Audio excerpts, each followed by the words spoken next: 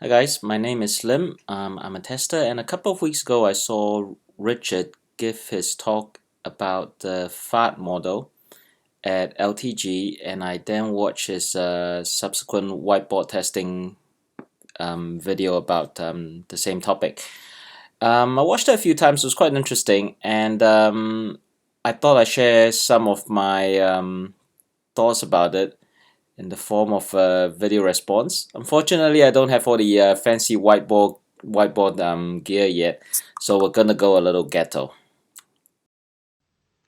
So after watching Richard's video, I thought I'd draw up some of the scenarios that went through in my head. So this was my first thought, um, and I was thinking that if you spend time testing rather than writing your checks, or spending at least spending more time doing testing, then your knowledge will grow, and at the same time, obviously, the system will grow as well. And these, following its natural progression, would pretty soon outstrip your checks that you have. You may still be writing checks, but maybe not as many as you would if you did it all the time. So I thought that was interesting when I drew it up because then you see all this white space here everywhere. So that was my first thought. So after that first thought, I then sort of thought a bit more and thought what would happen or what would the model look like in a place where you actually spend a lot of time writing your automation checks, um, and have very good planning, hypothetically speaking. And so your checks really covered quite a lot of what you knew about the system. So it's the system here. And so the growth between the checks and the knowledge will be very close. And then this area, the gap between them will be small. And the system will grow at a certain pace. Um, I drew this up and then realized that given the scenario I'm describing, this diagram probably doesn't depict it quite right because if that was the case, then your knowledge would be much closer to the boundary of the system as well. So that was a thought.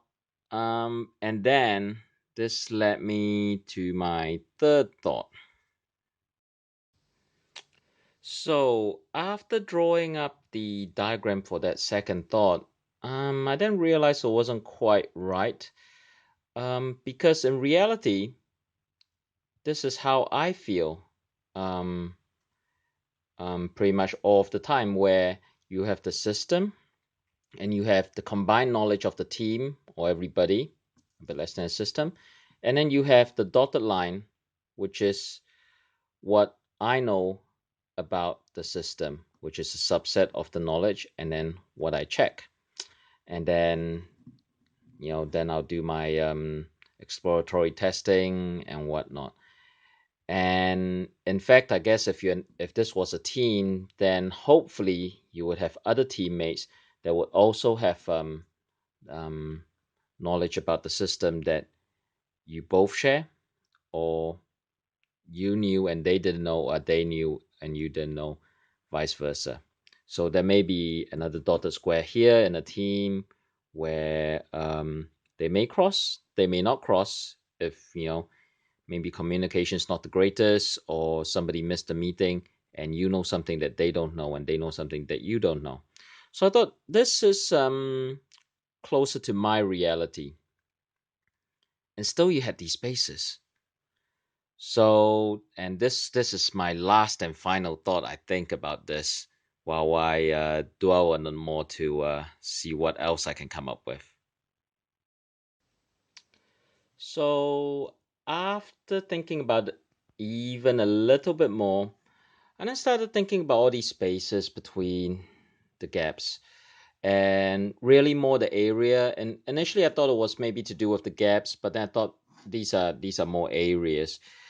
And I was wondering if maybe there's a balance to be struck between the amount of exploratory testing and, well, basically other sort of testing apart from automation, um, to gain to boost your knowledge, but also you still need your checks, your automation checks.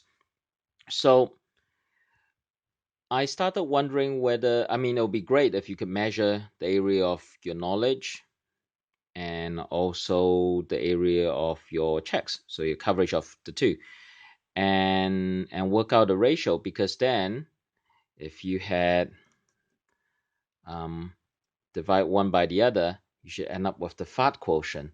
I wonder, you know, F.A.R.T quotients aside, I was wondering whether maybe there would be a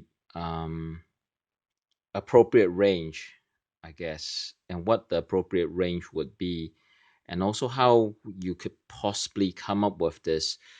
So that's something to think about. Um, and maybe there's something there, maybe there isn't. But anyways, so those are my thoughts about um, Richard's presentation. Thanks for watching. Bye.